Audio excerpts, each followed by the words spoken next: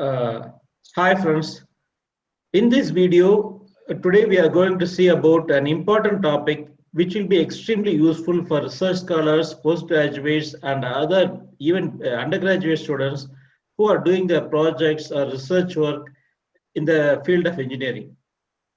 Now we are going to see in this video a topic called optimization, and also if time permits we will also start with the introduction of GA. Now, to talk about this topic of optimization, we have an expert in the field of optimization in GA, Dr. R. Saravanan, with us in this video. Now, he has published hundreds of journals. Yes, a small introduction about him. Yeah, he has published hundreds of journals, and his citations are 2,274. His H index is 27 and I-10 index is 38. He has also published a book in Taylor and Francis titled Manufacturing Optimization Through Intelligent Techniques. It's a CRC Press with USA publications. We are very happy to welcome Dr. R. Saravanan. Welcome you, sir. Thank you, Dr. Padmanabhan. Thank you, sir. So actually, the topic of optimization has been a very important topic which students of engineering has been using and asking this question regularly. Now, can you give us a brief introduction about what is optimization, Professor? Yes, as you said, optimization becomes very important nowadays. So optimization, it is the act of obtaining best results under given circumstances. So optimization is concerned with effective utilization of resources for the benefit of the mankind. Okay. So any problems, in particular engineering problems, can be formulated as an optimization problem subject to certain objective function, say maximization or minimization. So maximization of benefit, in case minimization, it is minimization of effort. Okay.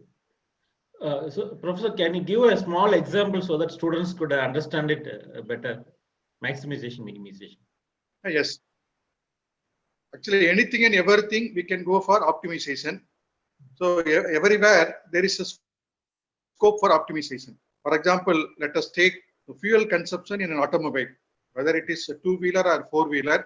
So fuel consumption. So we are concerned with minimizing the fuel consumption. Now it is related to speed of the automobile. So there is a correlation between speed of automobile and then fuel consumption.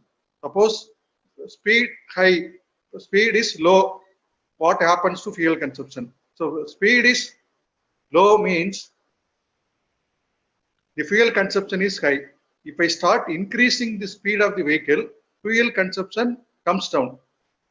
But beyond certain limit, again the fuel consumption starts increasing. So here the problem is to find the speed which gives minimum fuel consumption. This speed is called optimum speed. Okay. So this can be formulated in terms of mathematical model, and by applying suitable technique, we can solve the problem and we can obtain what is the optimum speed. Okay. For a better fuel consumption. Like that, any problem can be formulated as a mathematical model, and then with suitable technique, we can solve the problem and get the answer. Okay, very good. Thank you, Professor. So what are the classifications of the optimization problems? Yes. So optimization problem, so it could be any problem. Okay. So it could be day-to-day applications, engineering, and any problem. So this is classified into different categories. First thing, any problem has to be represented in terms of certain variables, and then some constraints will be there. It has to satisfy certain constraints, and then the objective function. So it has to either maximize or minimize certain objective function. So this problem, first, by taking the variable, it can be classified as single variable or multivariable optimization technique. So with reference to the constraint, it can be a constraint problem or unconstrained optimization problem. Okay. Then type of programming, type of equation, it can be classified as linear programming or non-linear programming problem, LPP or NLP. Yes. So with reference to the objective function, this can be classified as single objective or multi-objective optimization problem. Okay. So, okay, what are all the different types of optimization techniques, Professor? Yes.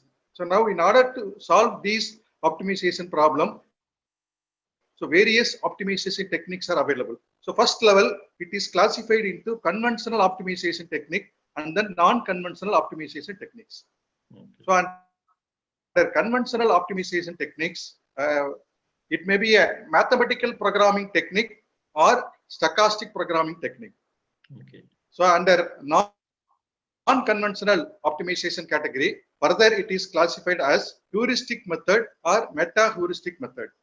So heuristic method means it is search-based methods. So meta-heuristic method, further it is classified as evolutionary techniques or swarm intelligence.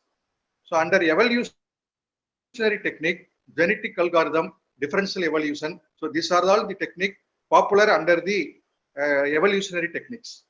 Swarm intelligence, particle swarm optimization, on-colony optimization are popular techniques under swarm intelligence category. Okay, okay, Professor. So, is there any software tools available for the optimization, Professor? To do this optimization? Yes. So many software tools are available. Okay. So it may be first free softwares. For example, some softwares like ADMB, Ascent, Okay. GNU Octave, and Okay. many more softwares, free softwares are there. The next Okay. category is proprietary software. Okay. So under that, Mathematica, MATLAB, Okay. Altair, HyperMesh, Baron. So these are all the proprietary softwares available. Like that, many more softwares are there. Okay. In case of multi-objective optimization, Hmm. so we can go for using MATLAB. MATLAB, GA, single objective as well as multi-objective. Multi-objective. It is available in that software. Okay. Do we need coding knowledge for doing this optimization, or can we do it in MATLAB without Yeah. coding? So suppose, so coding, so some students or a faculty, they are familiar with some programming languages. For example, C language. In that case, so they need to have the procedure first. So first they need to develop the optimization procedure, and then they need to develop the algorithm. And then after that, they need to implement the algorithm using some programming language, say C language. So if they are familiar with some language, they can write their own program. So if they are not familiar, in that case, straight away they can go for using a software. Okay. So the general question that students ask is, so for my project, say it is for weight reduction or for a car or some other project, like they are doing a metal matrix composite or glass fiber matrix composite or any other optimization problem. So the general question the students ask is, what does the optimization tool that I should choose? How should I choose? How should I come to a conclusion that this particular optimization tool or technique is suitable for my work? So that is a question that generally students ask. I think you mean engineering problem. So in case of engineering optimization problem, Okay. this can be formulated as a multivariable, non-linear constraint optimization techniques. Further, it could be single objective optimization or multi-objective optimization. So nowadays, in order to optimize something, say optimizing the design, so it is not just to satisfy a single objective function. So more than one objective function we need to satisfy in order to meet the industrial requirements. So in that case, it becomes a multi-objective optimization technique. So now anyway, the problem is a multivariable non-linear constraint optimization problem. So for that, now as I said, there are two categories: conventional optimization techniques and then non-conventional optimization techniques. So it is better to go for non-conventional optimization techniques because here it is we cannot do it manually. Hand calculations, we cannot get the answer. We need to go for either writing the program or we need to use some software. So in that case, better to go for non-conventional optimization techniques. So in that, two categories are there, as I said. So it is evolutionary algorithms and swarm intelligence. So under evolutionary algorithms, genetic algorithm, yes, another technique is differential evolution. So genetic algorithm, differential evolutions are popular under this category. Then swarm intelligence, particle swarm optimization, on colony optimization are popular under this category. Okay, Professor. So, good, Professor. So, among this, students will have to choose one based on their application, right? So, based on their application or the area of work, right? Or they can choose any optimization tool like a, okay. So anyway, it is going to be a multivariable, constraint, non-linear programming problem. So in that case, they need to go for non-conventional optimization techniques. Non-conventional. So in that, various techniques are there. Yeah. So they can find out through literatures. So what is their problem? Accordingly, they can find out what are the techniques applied. From that, they can choose one. Okay, okay. So, so can you first can we see genetic algorithm, Professor? So, can you give a brief introduction about what is genetic algorithm, Professor? Yeah. We'll start with G. So, genetic algorithm, the concept of genetic algorithm, it is the intelligent exploitation of random sets. Okay. It is nothing but random sets, but plus intelligent techniques. Intelligent exploitation of random sets. So intelligent in the sense, it is the simulation of a genetic process. So genetic process is simulated in order to solve the optimization problem. Okay. So this is called genetic algorithm. Genetic algorithm. So actually, is there any types? For example, if you take a simple genetic algorithm, if you take simple genetic algorithm, 3 genetic processes are simulated. It is reproduction, crossover, and then mutation. So these 3 genetic processes are simulated to solve an optimization problem. So in order to apply genetic algorithm, first we need to go for coding the problem. Maybe this can be variables.